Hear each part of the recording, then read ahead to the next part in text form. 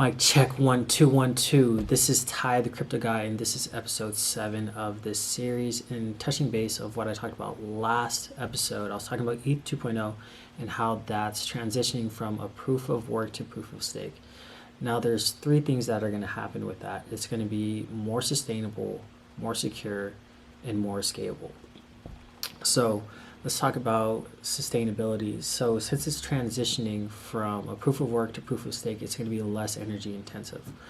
More scalable, there's going to be a higher throughput of transactions. So like it's going from 15 to 45 transactions per second up to hundreds of thousands. So it's going to be super fast, and like the fees of transacting on the Ethereum network is going to go down, and there's going to be like much more advanced applications on it. So I'm excited to take part of that. And more secure. So if you have all these people that are depositing their ETH into this this new network, right, and it's all decentralized of all these people all around the world, there's not going to be a single point of failure. And if someone has enough computing resources, they're not going to be able to take over all of these computing resources around the world and institute an attack on the network. So it's going to be more resilient going into the future. So 2021 is looking up.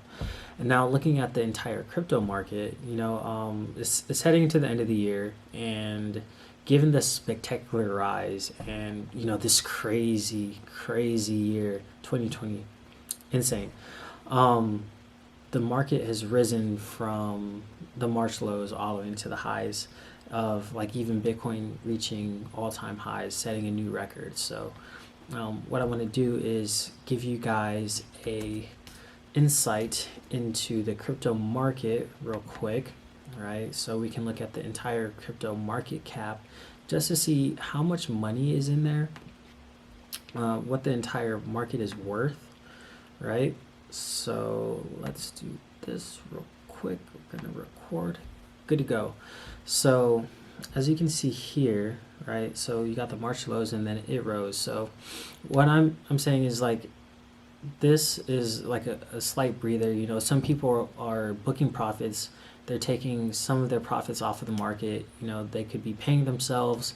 It is Christmas time, so they could be buying gifts, stuff like that. Me personally, I've done well this year, so I took a little bit of my profits off the table. Gonna treat myself, go buy some gifts for people, and enjoy the holidays. It's been a crazy year, so might as well enjoy it while it's here. Now, what I wanted to talk about for this episode was, there's three things that I think about that could potentially, hurt the crypto market.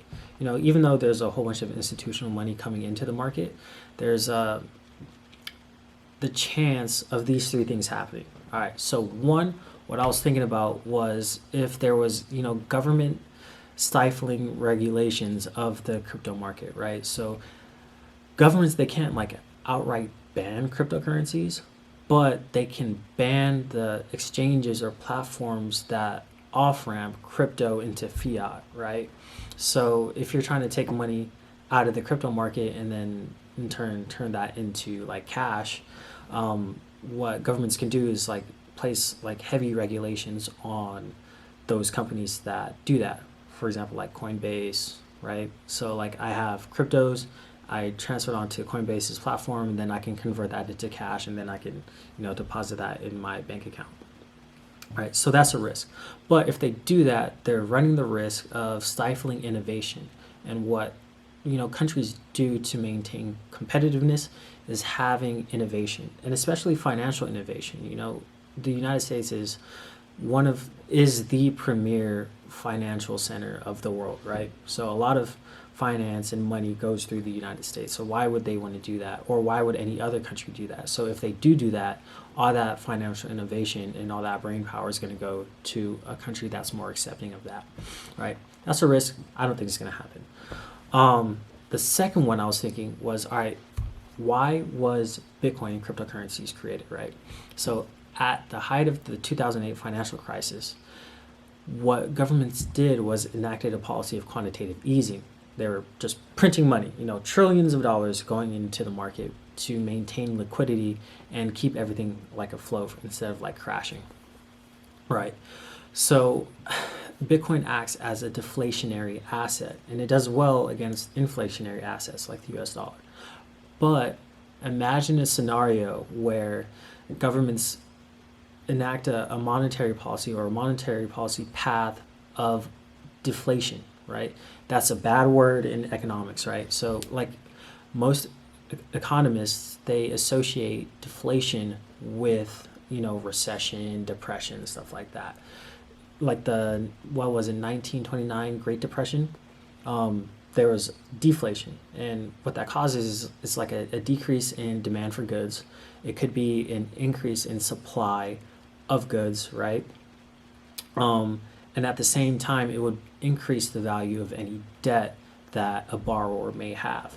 But with deflation, what happens is the purchasing power of like a unit goes up, so you can buy more goods and services, right?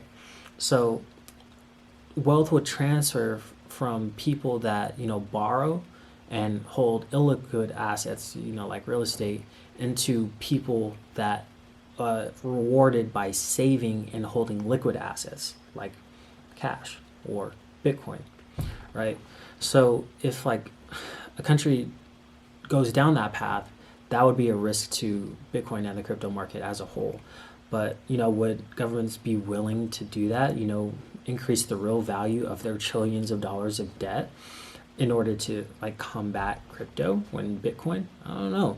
Highly unlikely, but it is definitely a risk. It is definitely a risk, and I'm just like, if that does happen, you got to be prepared for it. Just thinking about that ahead of the game. And that was the second one. The third one, and this is probably the biggest one of them all, it would just be like a catastrophic failure of the internet, and like say like an asteroid hits the earth and all modern telecommunications goes down, and like we can't communicate with one another. You wouldn't be able to see this video or anything. I wouldn't be able to make phone calls, no internet, nothing. I think cryptocurrency and anybody's portfolio would be the last thing that people care about at that time. But that's one of the things that I was thinking about. So I hope you guys stay safe and healthy out there. This disease is running rampant. And enjoy the holidays. This is Ty, the Crypto Guy. Peace.